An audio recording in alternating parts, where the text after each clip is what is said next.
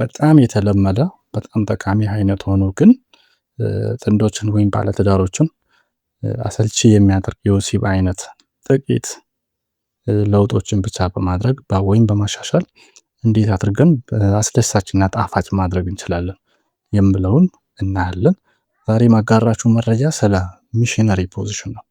ሚሽነሪ ፖዚሽን ምንድነው? እንዴት አድርገን ማሻሻልና አስደሳች ማድረግ እንችላለን?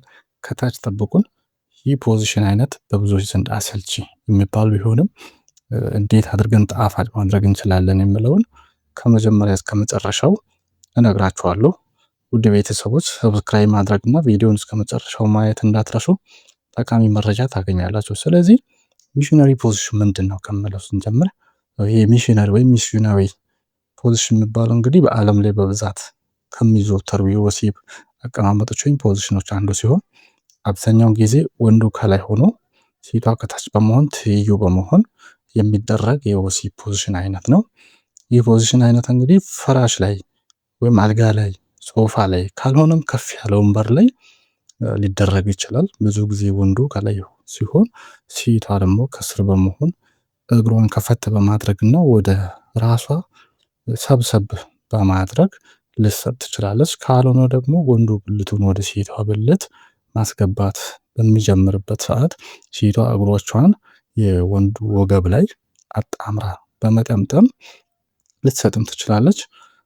በተጨማሪም ደግሞ ያው ወንዱ የሴቷን አንድ እግር ሊሆን ይችላል ወይም ሁለት እግሯን ከፍ አድርጎ ወደ ወይም ትከሻው ላይ በማድረግ ሊደረግም ይችላል። በዚህ ፖዚሽን ሲደረግ እንግዲህ ያው የምሰጠው የተለየ ጥቅም ምንድነው?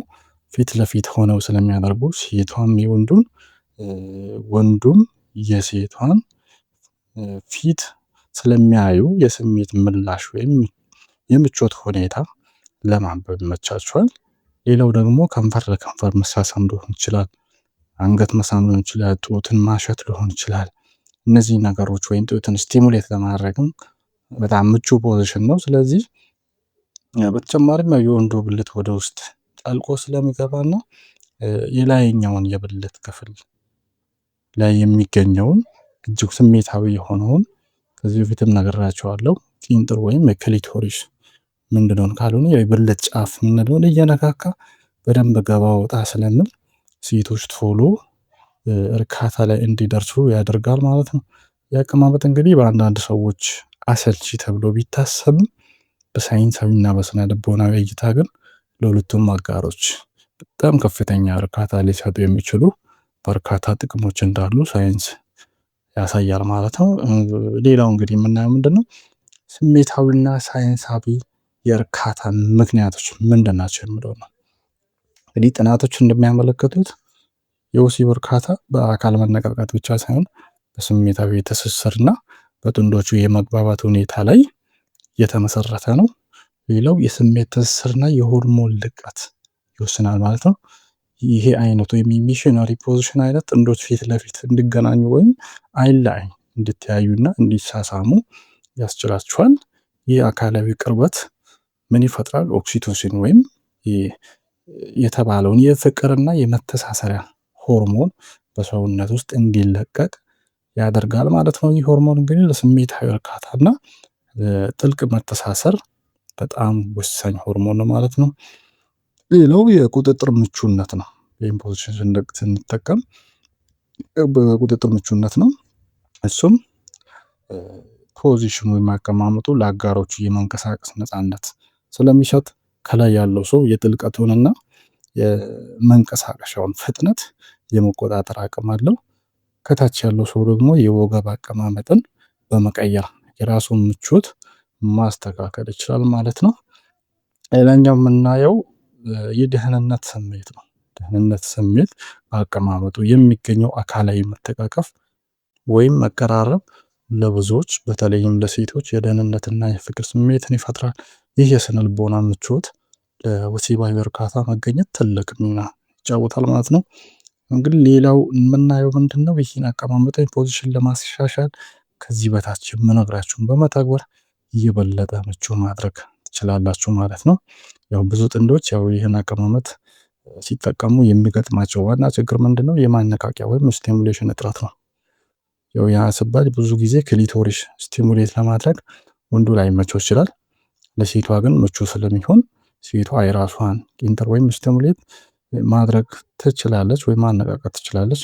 ይሁን እንጂ ያው ቀላል ለውጦችን በማድረግ እርካታንም መጨመር ይቻላል ማለት ነው። እሱም አንዳንዴ ከስር ያው የወገብ ድጋፍ ወይም ፒሎ አጀስትመንት ከታች ያለው ሰው ወገቡ ስር አንድ ወይም ሁለት ትራስ በማድረግ ከፍ በማድረግ ካልሆነ ደግሞ ወገብን ዳሌን ከፍ ሊያደርግ የሚችል ነገር ከስር በመጨመር የበለጠ ምቹ ማድረግ ይቻላል። እንደዚህ ማድረግ ለምን ይጠቅማል ካላችሁ የዳሌውን አንግል ስለሚቀይረው ወይም ከፍ ስለሚያደርገው ለበለጠ ጥልቀትና አካላዊ መነቃቃት ይረዳል ማለት ነው። በሁለተኛነት ማድረግ ያለባችሁ ምንድነው? የአካል አሰላለፍ ወይም ኮይታል አጀስትመንት ቴክኒክ ይባላል። ይህ ዘዴ ደግሞ ጥልቀት ላይ ብቻ ከመስራት ይልቅ የሰውነት አካላትን በደንብ በማጣበቅና ወደፊትና ወደኋላ በመንቀሳቀስ ወይም ግራይንዲንግ የሚደረግ ነው። ይህ ዘዴ በተለይም ለክሊቶሪያል መነቃቃት ከፍተኛ አስተዋጽኦ ያደርጋል ማለት ነው። ሶስተኛ የመግባባት ሚና ወይም ኮሚኒኬሽን ነው።